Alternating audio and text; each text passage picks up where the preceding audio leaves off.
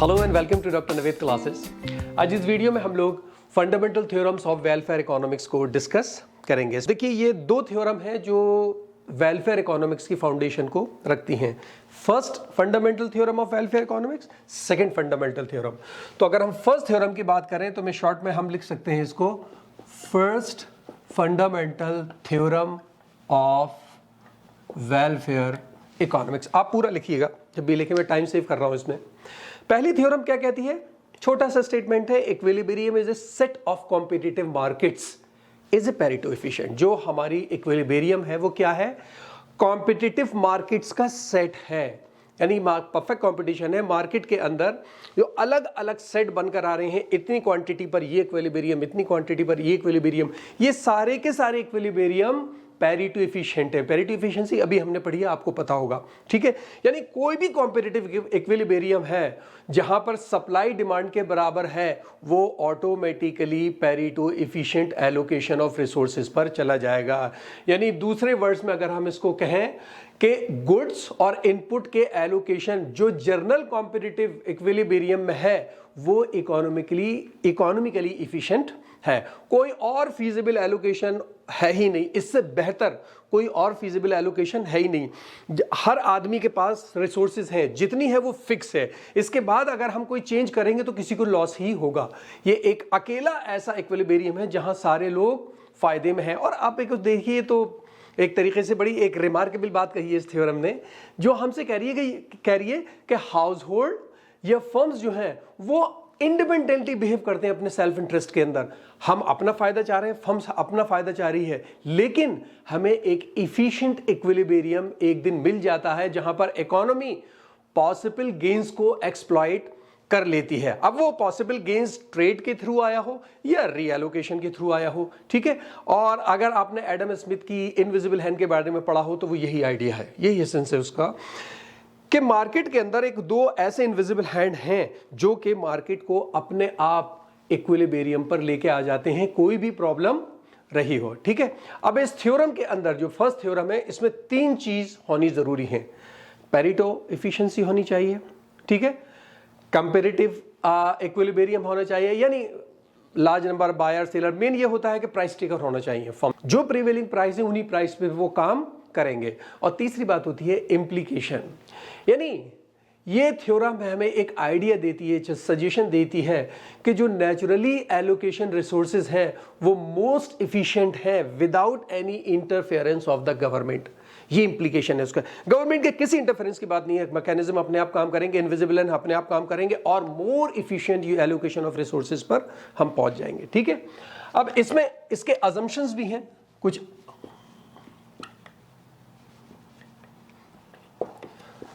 Assumption क्या है इसका? पहला अजम्पशन, हमारी जो मार्केट है वो परफेक्ट कंपटीशन में होनी चाहिए। परफेक्ट कंपटीशन होगा तब काम करेगी, ठीक है। कंप्लीट मार्केट होनी चाहिए,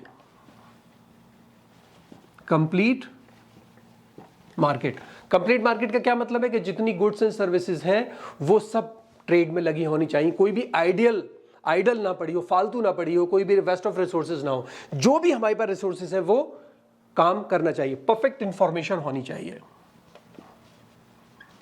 परफेक्ट इंफॉर्मेशन। ऐसा नहीं होगा सेलर्स को बहुत कुछ पता है, बायर्स को नहीं पता, बायर को बहुत कुछ पता है, सेलर्स को नहीं पता, तो वो प्रॉब्लम हो जाती है कि सेलर अपनी चलाएगा अगर ज्यादा इंफॉर्मेशन है, अगर बायर को इंफॉर्मेशन है तो बायर अपनी चलाएगा, ठीक है। तीसरी बात, नो एक्सटर्नैलिटीज।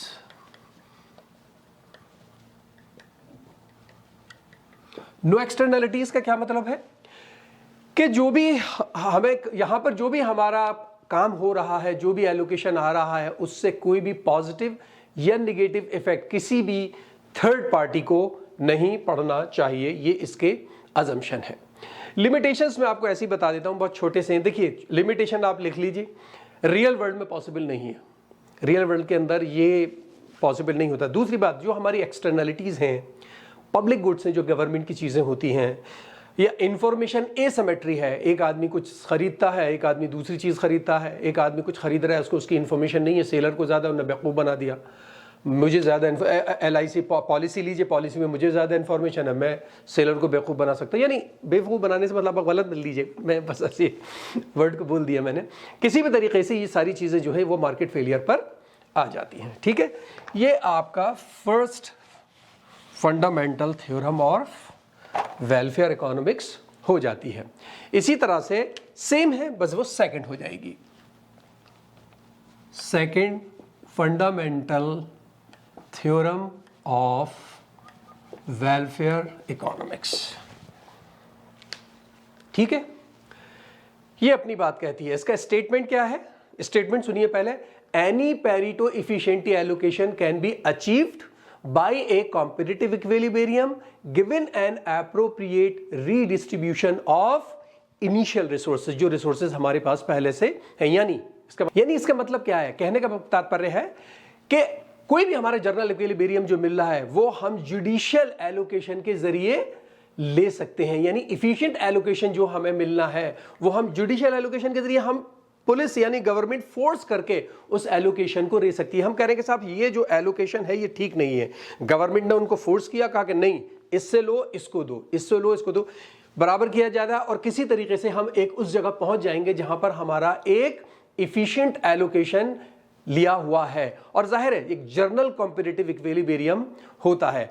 उसमें पहली चीज यह है कि हमारा इनिशियल इंडाउमेंट होना चाहिए, initial distribution of wealth and resources among individual. यानी हम कह के चल रहे हैं कि साहब सेकंड जो हमारा फंडामेंटल है थ्योरम, वो कह रही है कि कोई भी एलोकेशन एक है, हम गवर्नमेंट की तरफ से फोर्स करवा के लॉ के थ्रू, जुडिशियल के थ्रू हम उसको चेंज कर सकते हैं अगर वो इफिशिएंट नहीं है और इफिशिएंसी पर ला सकते हैं। तो एक इनिशियल इंडाउमेंट होना चाहिए, पहली चीज।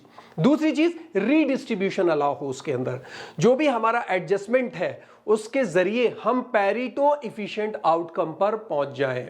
और तीसरी बात इंप्लीकेशन, यानी इंप्लीकेशन इसका सिंपली यह है कि ये थ्योरम इफिशिएंसी और इक्विटी को सेपरेट कर देती है। क्योंकि अगर हम इफिशिएंसी लाना चाह रहे हैं तो हर आदमी कुछ ज्यादा होगा कुछ कम होगा, इक्विटी नहीं है। अगर हम इक्विटी में बात कर रहे हैं तो फिर इफिशिएंसी खत्म हो जाएगी, क्योंकि एक आदमी अमीर है, बहुत ज्यादा काम कर रहा है, वो काम करके उसको जितना पैसा मिला उन्होंने कहा कि नहीं हमें इक्विटी करनी है, तुम्हारा कमाई हुआ पैसा हम इसको देंगे, तो वो क्यों काम करेगा? काम नहीं करेगा वो।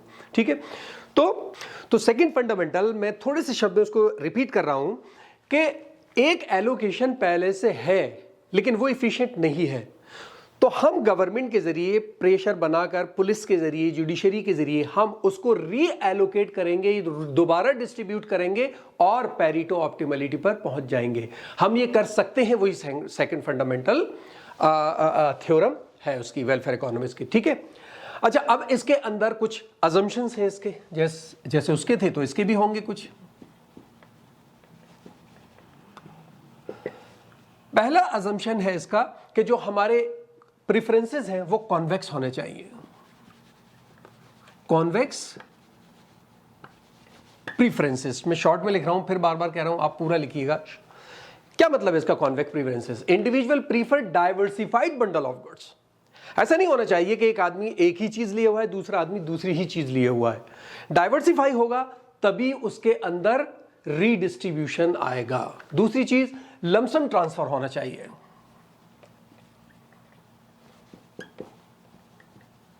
लमसम ट्रांसफर का क्या मतलब हो गया?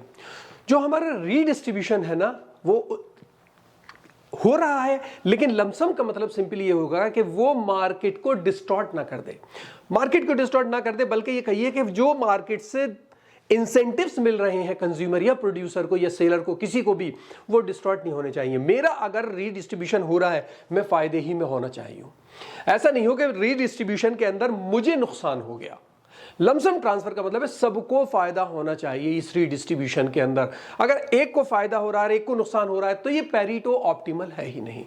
ठीक है, लिमिटेशंस की बात करें तो मैं ऐसे ही बता देता हूं फिर से लिमिटेशंस।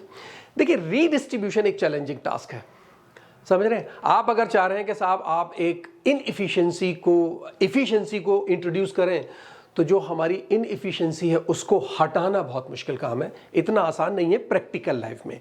दूसरी चीज, आपके पास पॉलिटिकल या सोशल कॉन्स्ट्रेंट होते हैं जो कि फीजिबल रीडिस्ट्रीब्यूशन के बीच में एक प्रॉब्लम क्रिएट करते हैं। ठीक है, तो इसका ग्राफिकल रिप्रेजेंटेशन कोई ख़ास नहीं है। ग्राफिकल रिप्रेजेंटेशन अगर आपको समझना है तो मैं इस वीडियो के फ़ौरन, इस पोर्शन के फ़ौरन बाद में एज वर्थ बॉक्स डायग्राम डाल दूंगा, उसको जाकर देख लीजिए, वो भी पहले से बना हुआ है, तो मैं उसको डाल दूंगा और उसको आप समझेंगे तो इस बात समझ में आ जाएगी कि किस तरीके से हम पैरिटी ऑप्टिमलिटी पर पहुंच सकते हैं दो आदमियों का इंटरेस्ट सेव करते हुए। ठीक है।